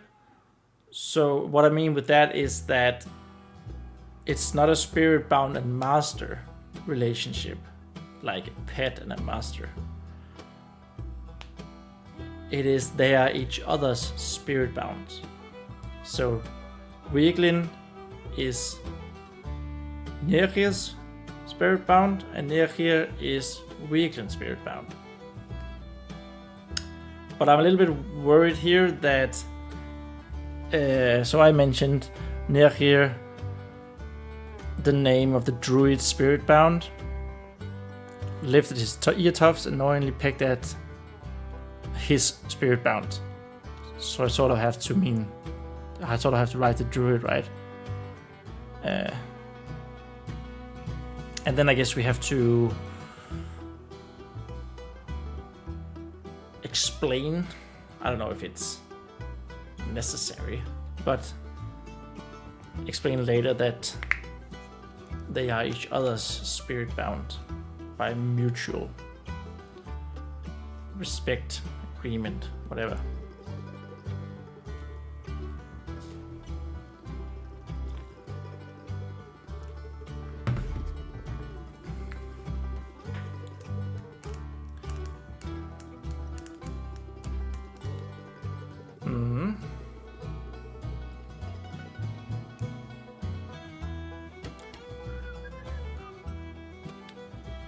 Okay. Peck at the druid.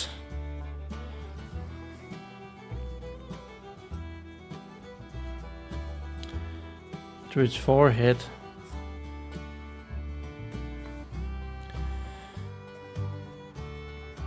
Before lazily, I'm not sure if that's a word, but it is now. I'm using it. Lazily, what's it called? When a bird cleans its own feathers.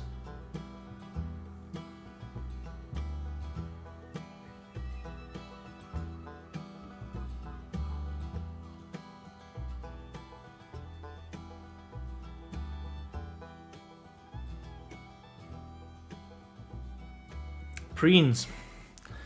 Lazily preening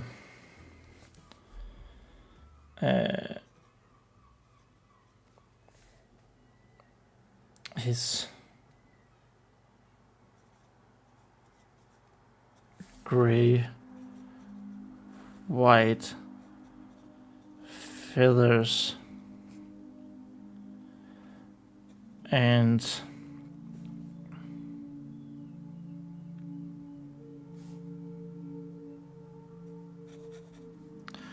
fluffing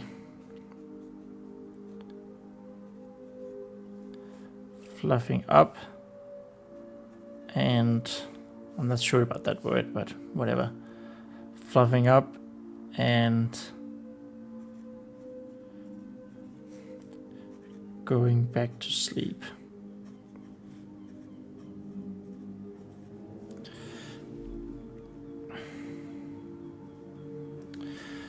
Near here,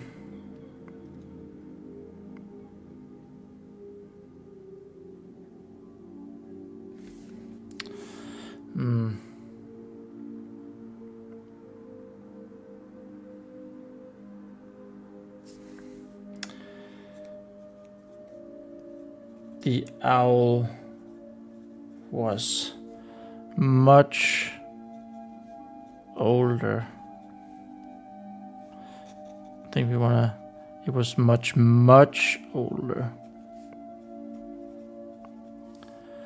Older than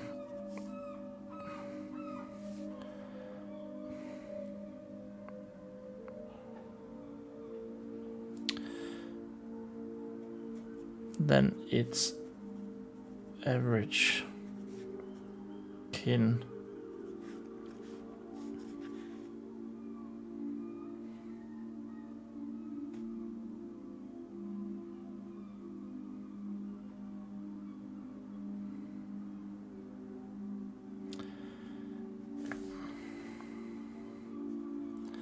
And it showed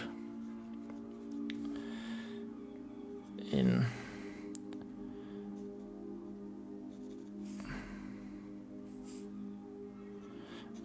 the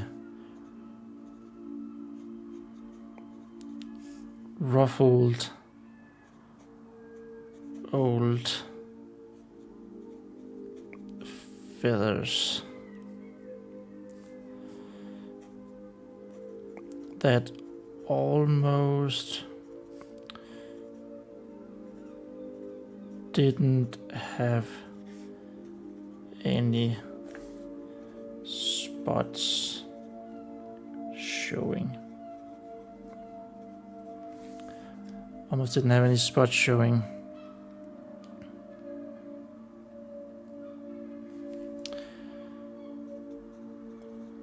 That is if the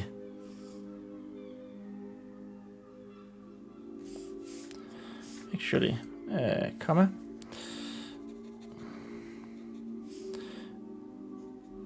if the feathers had progressed from the pin stages at all.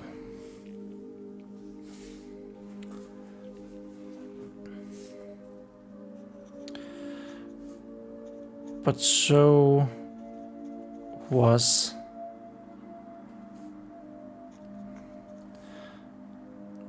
the life of a spirit bound. But so was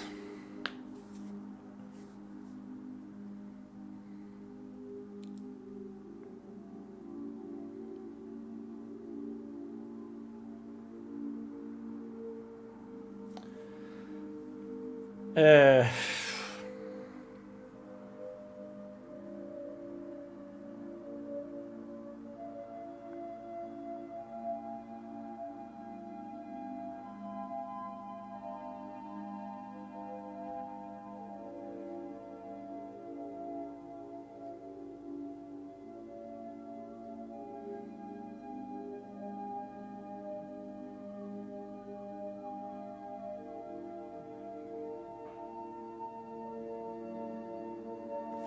so was the life of having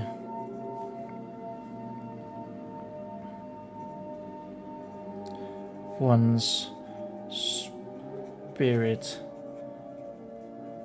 being bound to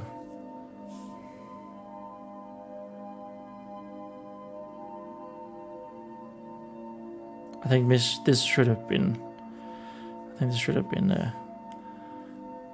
like a new paragraph. One spirit being bound to that of the Fae Folk. Okay, I like that. We introduced the realm oak really fast. We introduced the druid, so we know it's sort of nature religion already. We introduced spirit bounds, which is an animal, the concept of it, and we've naturally mentioned the Fae Folk as a race. I actually think that was a pretty successful first day of writing Wand. Even though we only wrote for like 1 hour out of 2, but my brain is indeed fried right now, so I think that's a good place to stop. I hope you guys enjoyed writing along with me. I hope you guys will enjoy writing along with me in the future. I plan on doing another live stream tomorrow at 8 as well.